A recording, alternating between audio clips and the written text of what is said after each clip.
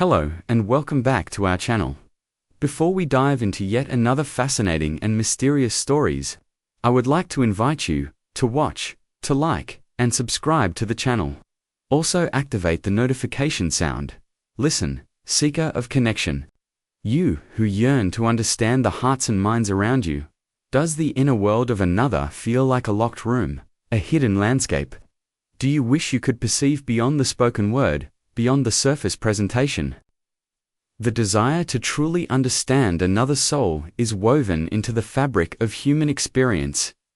It is a longing for deeper connection, for authentic communication. Today, I shall illuminate a path towards that deeper perception, not through arcane magic or forceful intrusion, but through heightened awareness, refined observation, and profound presence. I will share with you 3 foundational techniques, keys, if you will, to unlocking a greater understanding of what unfolds within another being. These techniques, when mastered with patience and pure intention, can allow you to effortlessly discern, grasp, and resonate with what another is pondering, feeling, intending. But first, allow me share a tale, an ancient story whispered on the winds of time, perhaps from the era of the Buddha himself, a tale of a blind man who saw more than most who possess physical sight. It holds within it the very essence of the skills we shall explore. In a small village, nestled beside rolling fields, many years ago, lived 2 brothers. The older brother had been blessed with wisdom and kindness, but his eyes perceived no light. He was blind. He spent his days mostly within the familiar confines of their home. His world shaped by sound, touch, and intuition. The younger brother worked tirelessly as a farmer. His days were spent under the sun, tending the crops that sustained them both. However, their shared livelihood faced a constant threat. Wild animals, deer, boar, mischievous monkeys, frequently raided their fields, trampling tender shoots, devouring ripening grains, destroying hours of labor. The younger brother grew increasingly troubled. Watching his efforts undone time and again, he pondered the problem day and night, seeking a solution. Then, an idea sparked within him. His older brother, though blind, possessed sharp hearing and a strong voice. Why not ask my brother for help? He thought. He cannot see the animals, but he can hear them approach. He can sit in the field, and if he hears any creature nearby, he need only shout. His voice will surely frighten them away. Our crops will be saved. Filled with hope, the younger brother explained his plan. He built a small, sturdy hut in the center of their most vulnerable field, providing shelter from sun and rain. He led his older brother to the hut each morning. "Brother," he explained, "your task is simple, yet vital. Sit here in the quiet. Listen closely. If you hear the rustle of leaves, the snap of a twig, the sound of hooves or snuffling, any sign of an animal approaching our precious crops, just shout with all your might. Your voice will be our guardian." The elder brother, happy to contribute in any way he could, readily agreed, and so began their new routine. Each day, the blind brother sat patiently in the field hut. His ears, his vigilant eyes. Whenever the distinct sounds of animals nearing the crops reached him, a deer's cautious step, a boar's grunt, he would let out a loud shout. Startled, the animals would indeed flee, their raid thwarted. The crops began to flourish, protected by the blind man's auditory vigilance. This practice continued successfully for many days, bringing peace to the younger brother's heart. One afternoon, however, a different kind of disturbance occurred. The blind brother heard the unmistakable sound of splintering wood, the field fence breaking, followed by the rapid, panicked rhythm of hoofbeats racing through the crops and away into the distance. Shortly after, he heard new sounds approaching: the heavy breathing of running men, the jingle of harnesses. The authoritative commands of soldiers. A royal hunting party had arrived at the edge of the field. Leading them was the king himself, his face flushed with the thrill of the chase, now marred by frustration. The king noticed the solitary figure, sitting peacefully in the hut. He strode over, his voice sharp with impatience. "You, sitting there. Did you see a deer pass this way?" A fine animal, running fast.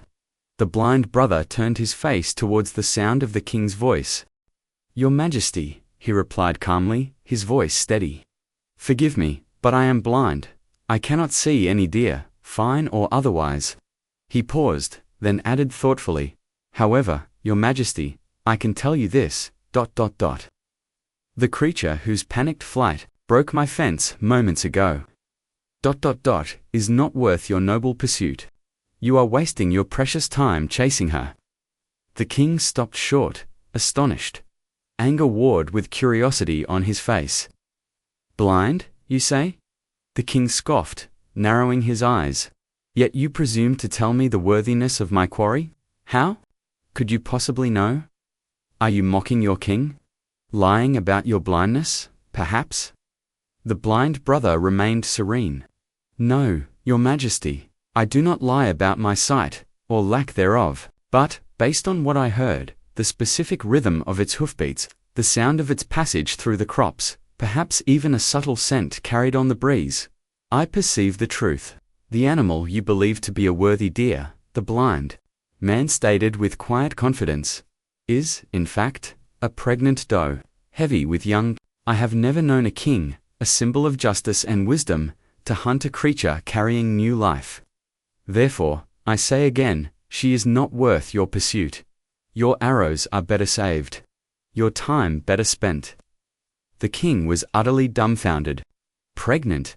How could this blind man possibly know? The confidence in his voice was unsettling.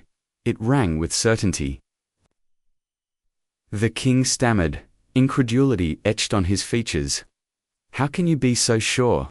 A blind man discerning pregnancy from sound alone, impossible.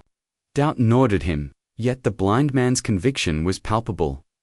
The king felt an overwhelming need to verify this impossible claim. He turned sharply to his most trusted commander. Commander, he ordered, his voice tight, find that animal, bring it back, alive if possible, but find it.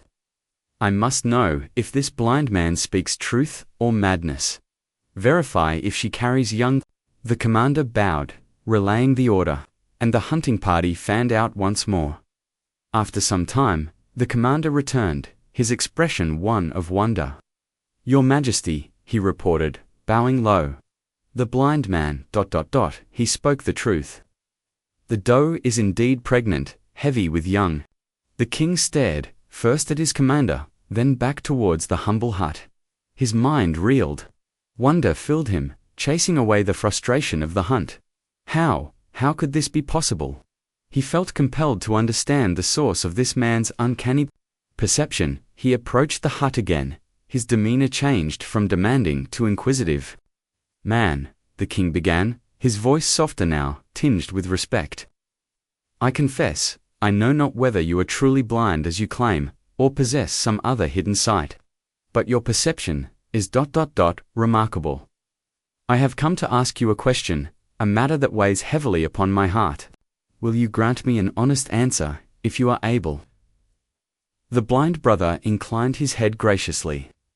Your Majesty, ask what you will. Though I lack sight, I will offer whatever truth I perceive, honestly, and without reservation. The king hesitated. The question clearly difficult for him. You seem a man of deep wisdom, the king said, lowering his voice slightly. You understand things others miss. Therefore, I ask you this, though it pains me. Tell me, is my wife, the queen, is she faithful to me? A heavy silence hung in the air. The blind brother sighed softly. Your Majesty, this is a heavy question. Indeed, a query born of doubt. Perhaps your marriage has endured for many years. Why do such shadows creep into your mind now? Is it wise to seek certainty in matters where trust should reside? But the king was insistent, his royal pride perhaps pricked by the implied doubt. Or perhaps genuinely tormented by suspicion. Enough philosophy, he snapped, his regal impatience returning. I command you to answer. Tell me the truth of my wife's faithfulness.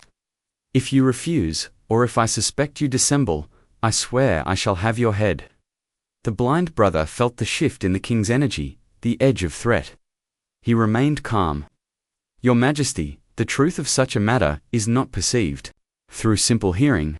If you truly desire an answer, if you are prepared for whatever truth may surface, then you must grant me a specific request, a favor that will allow me to perceive the Queen's inner state. The king, caught between suspicion of his wife and curiosity about the blind man's methods, demanded, "Tell me, what must I do?"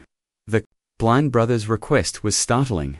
"For me to perceive the truth you seek," he stated calmly, "you must arrange for me to be left entirely alone with the Queen, in a private chamber, for a short time." A flicker of anger crossed the king's face. The impropriety, the audacity, yet his desperate need for an answer, coupled with his awe at the man's earlier perception, swayed him. He wrestled internally for a moment, then gave a curt nod. "Very well," he conceded, suspicion lacing his tone. "It shall be done. But tread carefully, blind man." He issued orders to his commander. Soon, the blind brother found himself escorted into a private royal chamber, the heavy door closing, leaving him alone with the Queen. The Queen, likely bewildered and perhaps offended by this strange audience, stood uncertainly. The blind brother turned his face towards where he sensed her presence. Then, he spoke his request, his voice calm but deliberate. "Your Majesty," he said, "to understand the king's query, I must ask something unusual. I express a desire, to touch you." The Queen gasped, her initial bewilderment instantly transforming into outrage. "Touch me," she cried, her voice trembling with fury. "How dare you, you insolent blind peasant!" She didn't refuse with words. She didn't call the guards. Her fury erupted physically. She lunged at the blind man, striking him with her hands, kicking with her feet. Her rage was a tempest, seemingly far exceeding the offense of his strange request. The blind brother, though taken aback by the violence, endured the blows. Using the physical contact itself as his means of perception, somehow he managed to extricate himself from the chamber, bruised but resolute, and made his way back to the waiting king. The king looked at him expectantly, perhaps noting his disheveled state. "Well, what have you learned?" The blind brother bowed slightly. "Your Majesty," he stated simply, his voice carrying no malice, only observation. "Your wife, is unfaithful." The king's face contorted with rage. He drew his sword halfway from its sheath. He stormed towards the Queen's chambers, his mind a whirlwind of fury, doubt, and pain. He confronted the Queen, sword in hand, demanding the truth, warning her that falsehood meant instant death. Cornered, terrified, perhaps seeing the futility of further deceit, the Queen broke down. "Kill me, if you must, Your Majesty," she sobbed, "but I cannot lie under threat of death. I have not been faithful." The king stood frozen for a moment, the sword heavy in his hand. His anger warred with a strange sense of relief. The blind man was right. Again, his fury subsided. Replaced by an overwhelming wave of awe and curiosity, he immediately returned to the blind brother. His demeanor completely changed. "You were right," the king said, his voice hushed. "She confessed. But how? How did you know? Did she tell you?" The blind man shook his head gently. "Your Majesty, it was quite simple, though sadly revealing. I stated my desire to touch her. A strange request, yes, designed to gauge her reaction. A faithful woman, secure in her virtue and dignity, might have simply refused firmly, or called the guards, or expressed confusion. But your wife reacted with explosive, uncontrolled fury. She began to beat me with intense rage. In her fury, desperate to inflict pain, she touched my entire body with her hands, her feet, her very being consumed by violence." He paused, letting the implications sink in. "Now, you tell me, Your Majesty," he continued softly. "A woman who reacts with such disproportionate violence to a mere suggestion, who loses all control and physically assaults someone over a perceived slight, how can such a woman, harboring such inner turmoil and lack of restraint, be truly faithful in her heart and actions? Her reaction revealed not offense at my words, but perhaps the eruption of her own inner conflict and guilt. The king listened, stunned by the simple, yet profound psychological insight. You are truly wise, the king breathed. Remarkably wise. He sheathed his sword. All right then, let us proceed. A new thought, perhaps bolder than the last, entered his mind. Answer me one final question correctly, the king declared, and I shall not only let you go, but reward you handsomely. Tell me this, wise man, am I truly my father's son, or am I the child of another? The blind brother hesitated. Your Majesty, why trouble yourself with such inquiries?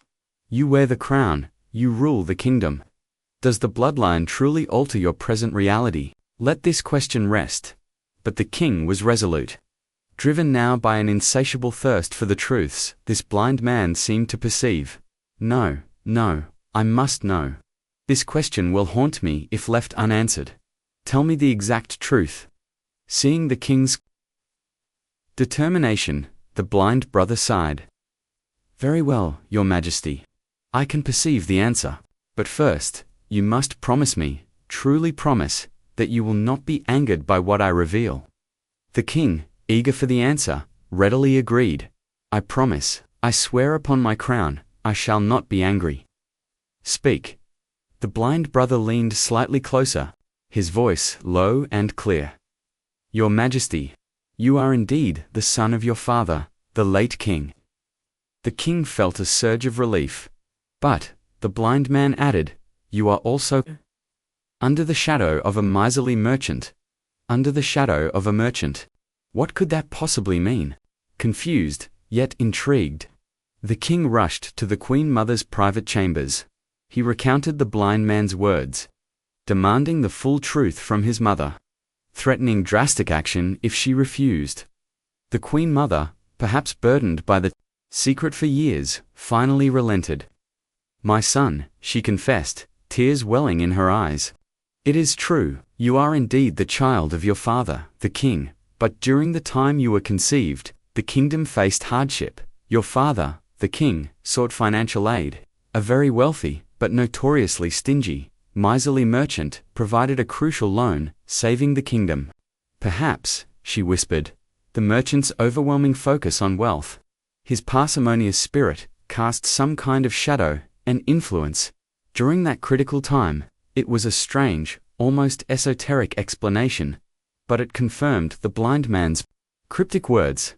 The king, strangely delighted by this further proof of the blind man's uncanny perception, rushed back once more. You were right again, he exclaimed. My mother confirmed it. The shadow of a miserly merchant. But how? How could you possibly know that specific detail? The blind man allowed himself a small smile. Your Majesty, that was perhaps the simplest deduction of all. You asked me many difficult questions. I provided answers that proved true, saving you from a fruitless hunt, revealing painful truths about your marriage, and confirming your parentage. If you were any other king, generous and appreciative of such wisdom and service, I would likely be laden with rewards by now, gold, land, honors. Yet, the blind man continued gently, despite proving my worth repeatedly. You have offered me not even a single copper coin thus far. From this pattern, this consistent lack of generosity even when receiving valuable truth, I estimated that you yourself carry a tendency towards stinginess, a miserly shadow, one might say. The king stared for a moment, then burst into hearty laughter, the tension finally breaking. Incredible, he roared. You see more without eyes than my entire court does with theirs. Ask whatever you wish, wise man, and it shall be yours. Riches, position, anything. But first, tell me your secret. How do you know these things? How can you perceive what is right, what is wrong, what is true, with such unfailing accuracy? The blind brother became serious once more. Your Majesty, he began, the answer lies not in magic, but in perception and presence. I am blind by nature now. If I possessed physical eyes, as I once did, I could perhaps read people even more easily. For the mind, the inner state of a person, speaks a silent language. This language is expressed through the subtle movements of the body, the fleeting expressions of the face, the tone of the voice, the energy one radiates. By observing carefully a person's eyes, their lips, the way they hold themselves, how they move, their habitual actions, one can learn to understand what is truly unfolding within their mind. Based on these observable cues, we can gain insight into the thoughts, feelings, and intentions of anyone. But I, he gestured to his unseeing eyes, am blind. So I must perceive through other means. When I cannot see the subtle physical cues, I must rely on observing actions in response to specific situations or tasks I create. If I want to know something about someone's inner state, I might assign them a task or ask a probing question. As I did with you and the Queen. How that person reacts, how they perform the task, the quality of their response, the energy behind their actions. These reveal what is truly going on in their mind and heart. The king listened intently, fascinated. So, does this mean that I too could learn this? I could learn to understand the thoughts of others. Certainly, Your Majesty, the blind brother affirmed. You, or anyone, can cultivate this deeper perception. The capacity lies within all beings. But, he cautioned, before you can accurately perceive the inner world of another, you must first do crucial work on yourself. And that work begins with calming your own mind, quieting the inner noise, and bringing your full awareness into the present moment. Why is this so vital? The blind man continued. Because the thoughts and feelings of the person before you are happening now, in the present. If your own mind is lost in thoughts about the past, regrets, memories, old stories, or preoccupied with the future worries, plans, expectations, how can you possibly perceive what is happening in the present moment with clarity? You are immersed in your own mental movie, blind and deaf to the reality unfolding before you. To truly understand another's thoughts, their inner state, you must first become fully present yourself. You must focus your mind, still the inner chatter, and merge your awareness completely with the now.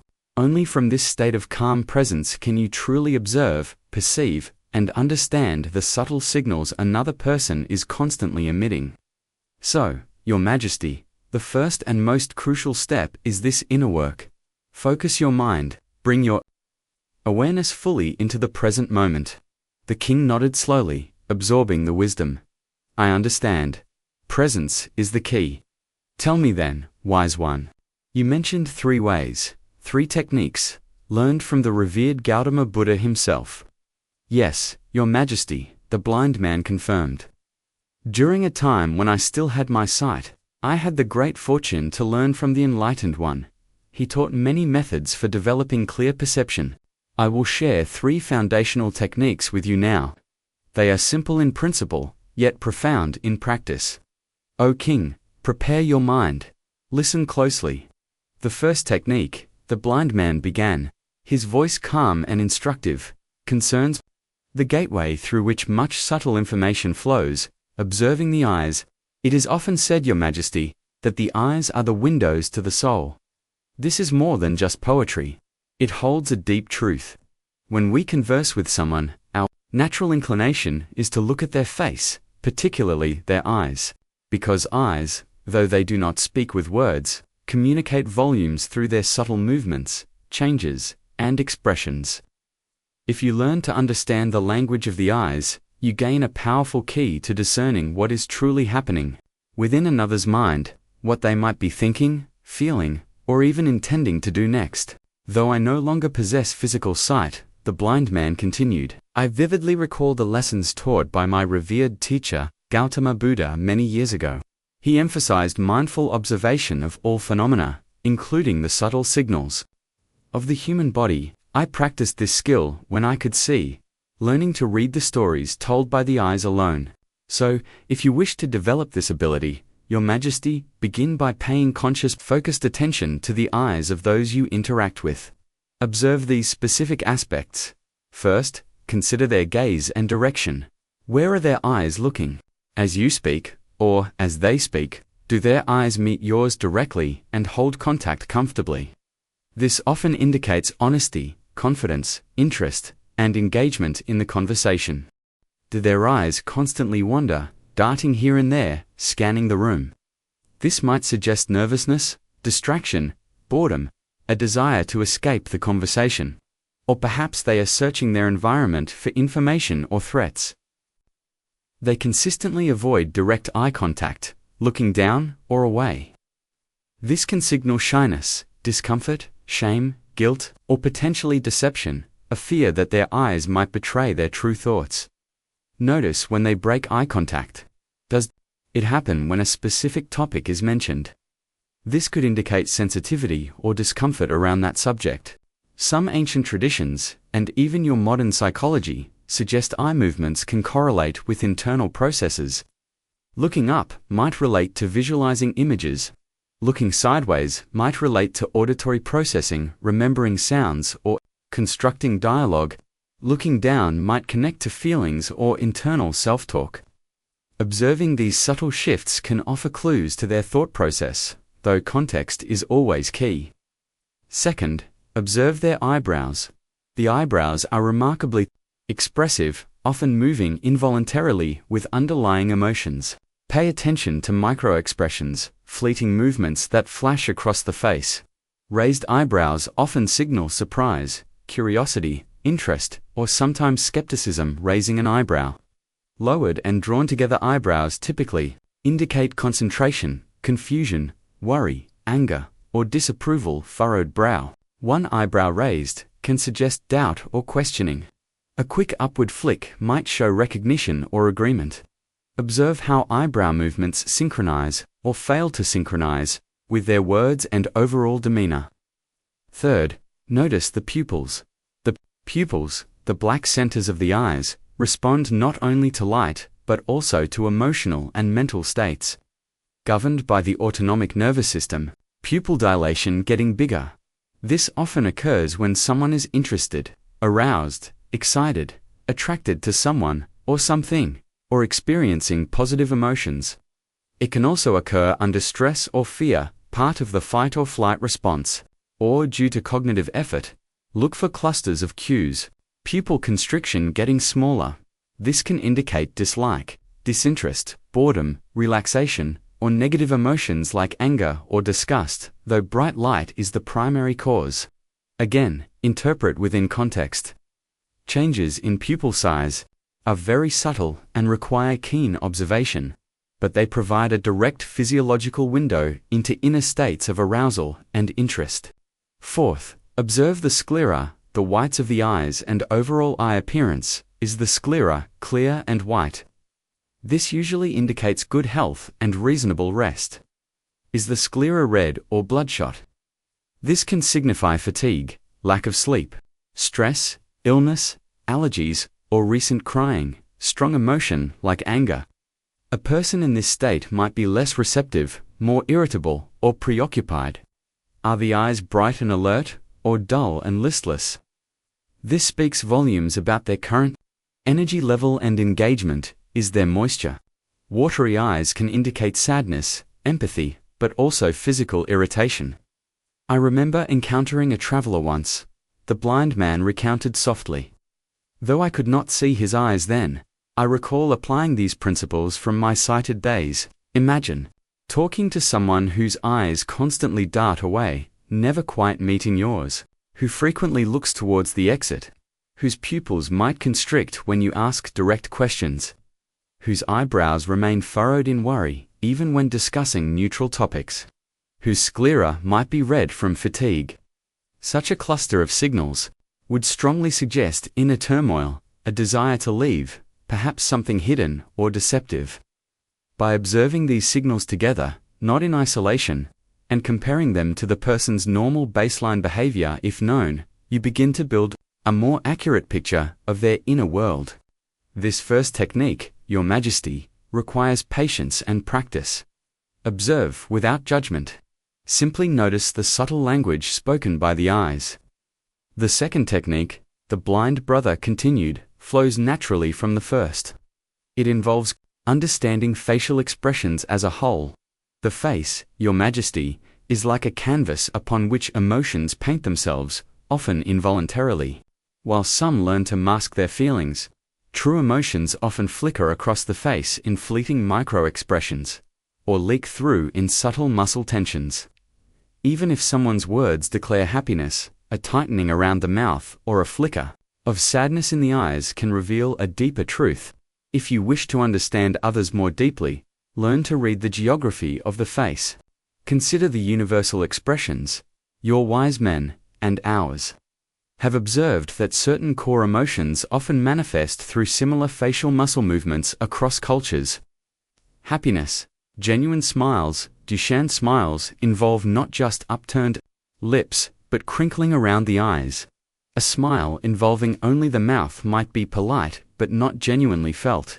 Sadness, downturned lip corners, perhaps trembling lips, raised inner eyebrows, a look of emptiness or heaviness in the eyes. Anger, lowered eyebrows drawn together, intense stare, narrowed lips pressed together, or squared, clenched jaw, perhaps flared nostrils. Fear, eyes widened, upper eyelids raised, showing more white, eyebrows raised and drawn together, mouth slightly open or stretched horizontally.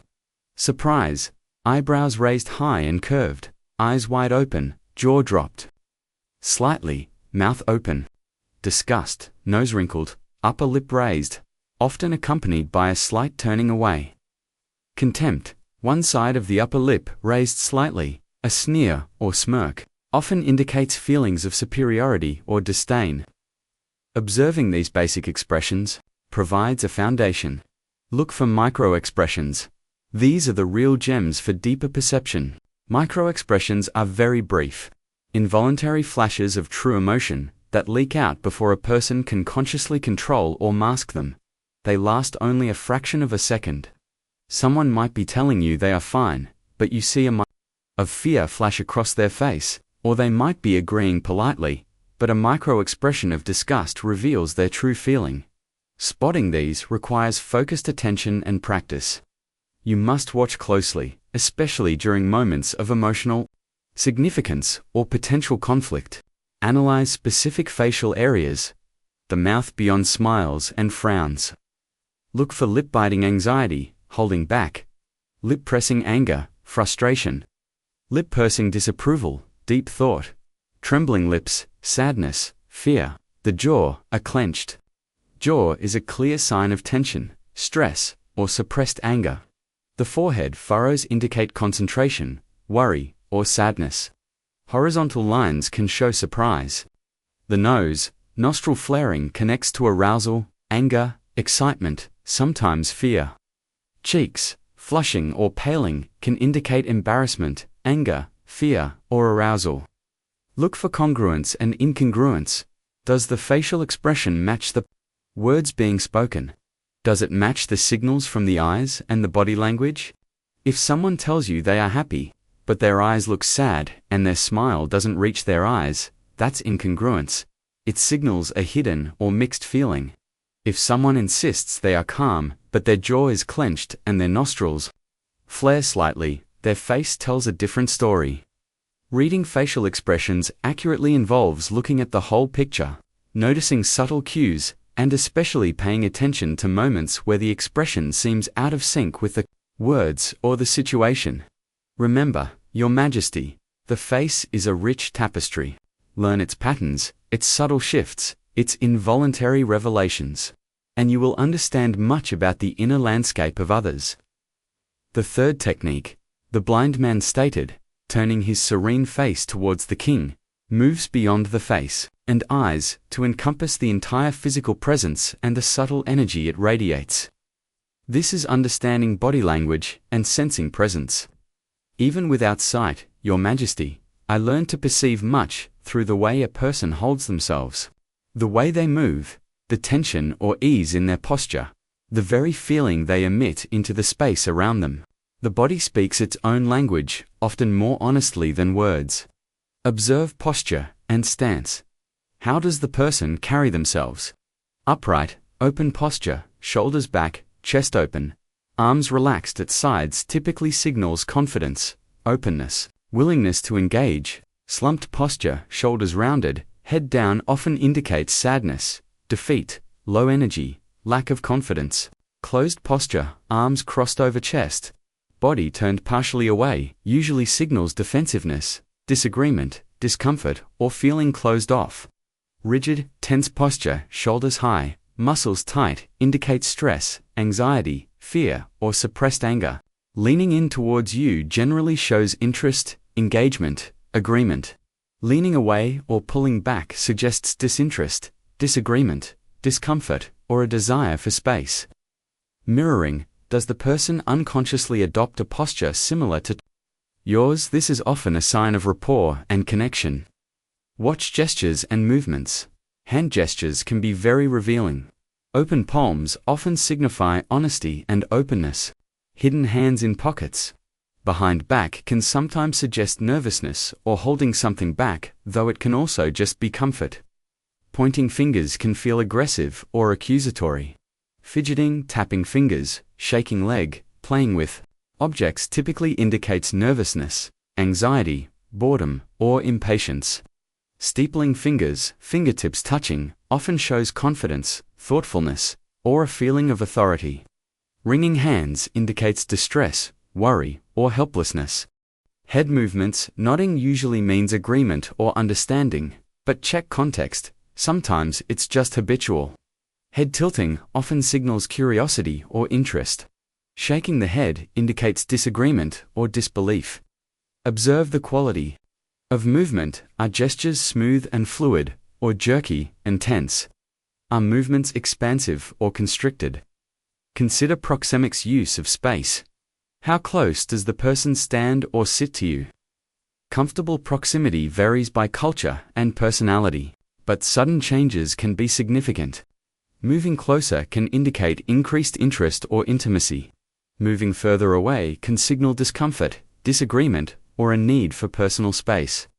Respecting personal space boundaries is crucial for building trust. Sense their presence and energy. The deeper level, Your Majesty, beyond these visible physical cues. There is something more subtle, yet profoundly real. Every living being radiates an energy field, a presence, that can be felt intuitively when your own mind is calm and receptive. This is perhaps how I, without sight, perceive so much. I feel the quality of the energy around someone. Is their presence calming, peaceful, grounding? Or is it agitated, chaotic, nervous, stressful? Do you feel a sense of warmth, openness, connection when near them? Or a feeling of coldness, guardedness, resistance? Does their energy feel heavy, dense, draining, or light, vibrant, uplifting? Developing this sensitivity requires cultivating your own inner stillness, as we discussed, and practicing mindful awareness, not just of visual cues, but of the feeling generated by another's presence. Pay attention to your own body's reaction.